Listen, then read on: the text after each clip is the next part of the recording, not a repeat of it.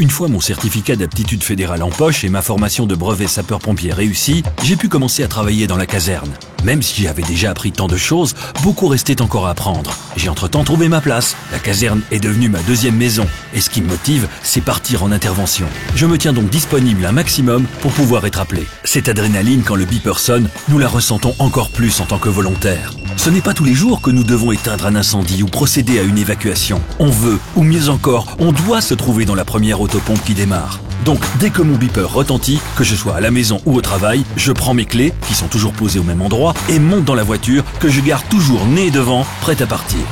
À partir du moment où nous arrivons à la caserne, il n'y a aucune différence entre les tâches des volontaires et celles des professionnels. Nous portons secours aux personnes qui ont besoin de nous. C'est pourquoi je suis pompier. Éviter que la situation ne s'aggrave en cas d'incendie, évacuer des personnes de leur véhicule ou de leur domicile et les transporter le plus rapidement possible à l'hôpital, mais aussi dégager une autoroute. Les interventions ne sont évidemment pas tout aussi spectaculaires ou héroïques. Fournir des explications sur les détecteurs de fumée ou détruire des nids de guêpes font également partie de nos tâches, tout comme l'entretien des véhicules et de la caserne. Mais cela en vaut et en vaudra toujours la peine.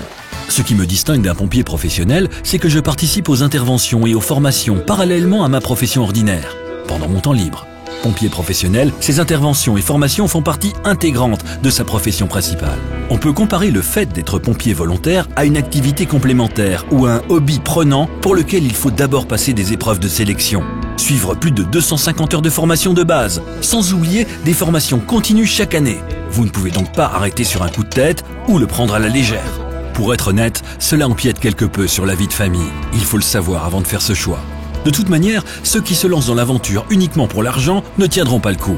Mais si comme moi vous êtes vraiment motivé et parvenez à libérer du temps pour ce métier, la gratification que vous en tirerez sera tout aussi grande, si pas plus.